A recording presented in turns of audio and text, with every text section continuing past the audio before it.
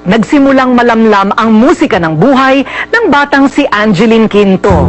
Pero dahil pinanindigan ng pangarap, natupad ang mithiing sundan ang landas na dinaanan ng idolo niyang si Regine Velasquez. Ang pambatong boses ng idolo, taglay na rin ni Angeline. Ang tindig at galaw ng isang profesional makikita na rin sa kanya. Kaya hindi na malayong ihambing si Songbird at ako. The first five-power female pop superstar is Angeline. Minsan siyang humanga at tumingala sa langit hanggang sa maabot ang pangarap niyang bituin. Kaya mula nang magkaisip, nangarap na si Angeline na maging tulad ng kanyang iniidolong mga awit, si Regine Velasquez. Hindi naman nakapagtataka dahil taglay din ni Angeline ang hindi pangkaraniwang boses gaya ng idolo. At tulad ni Regine, handa niyang gawin ang lahat. Maabot lang ang swerteng narating ng idol niya. Tila nga nakatakda siyang sundan ang yapak ng kinikilalang Songbird dahil naging produkto rin si Angeline ng mga singing contest. Kapwa naging puhunan ang boses para maitaguyod ang hikahos nilang pamilya. Edad 8 nang unang sumabak si Regine o Chona Velasquez sa mga kantahan sa eskwelahan sa Bulacan. Si Angeline naman, nahasa din sa mga paligsahan sa mga barangay sa Maynila. Kung iniidolo ni Angeline si Regine, ang tinitingala naman noon ng Songbird ay ang reyna rin sa kantahan, si Didith Reyes. At marami ang nakakapansin, si Angeline kaboses na daw ni Regine. Hindi lahat ng tao na abot yung ginagawa ni Regine, si Angeline nagagawa na yun. So, kaya very striking yung similarities. Ang tibay at taas ng boses ni Regine nahasa sa paglublob sa tubig habang kumakanta. Si Angeline naman, naging inspirasyon ang mga pagsubok nila sa buhay.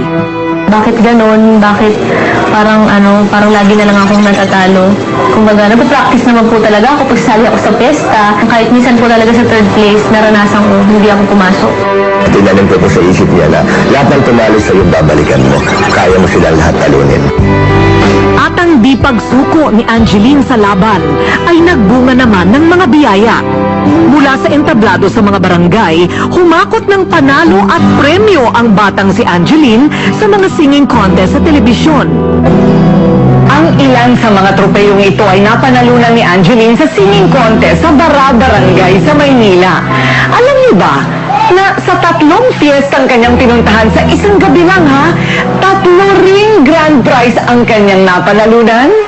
Pinapareho rin ng pinagdaanan ng pag-abot ng tagumpay ni na Angeline at Regine. Mula sa mga minsang di pagkakapanalo, ay nagbukas naman ng malaking pintuan para sa dalawa. Ang kanyang tindig at pananamit tila naging pang-diva na rin. Nasa-surprise pa rin ako pag nabibihisa na siya at namimake-upan. Parang Cinderella talaga.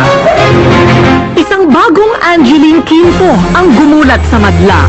Tinanong ko nga personally sa kanya, sabi ko, Angeline, naisip mo ba nung nag-audition ka na bago matapos ang isang taon, narating mo na ang Singapore, ang Amerika, ang Canada, nagkaroon na ng gold record yung album mo, nakapag-concert ka, nang walang natira kahit na isang ticket. Yan.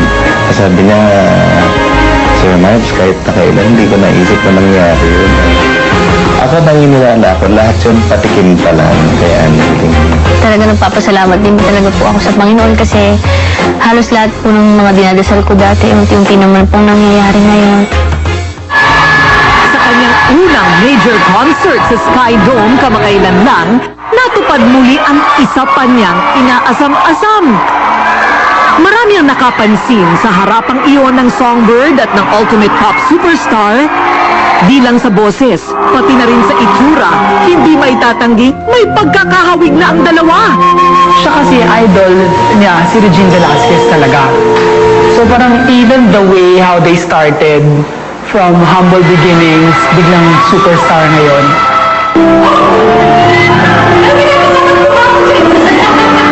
Gusto ko rin po kasi kahit paano na, kumbaga, madalas na naayos po yung sa katawan po kasi syempre parang yun din po yung puhunan ko sa trabaho ko. Bilang boses, maging ang kutis at katawan, inaalagaan. Bagay na pansin ngayon kay Angeline. Sa physical naman po, talagang kahit papaano po yung mga peklat ko dati, unti-unti naman pong naayos ngayon.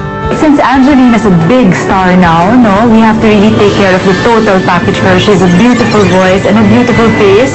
Just remember kung saan siya nanggaling, di ba? And enjoy lang and be happy for the success that she has now. Angeline Quinto, itinuturing na bagong singing superstar. Regine Velasquez, nanatili ang kinang bilang Asia Songbird. Malayo pa ang daan para maabot ni Angeline ang tagumpay ng iniidolo.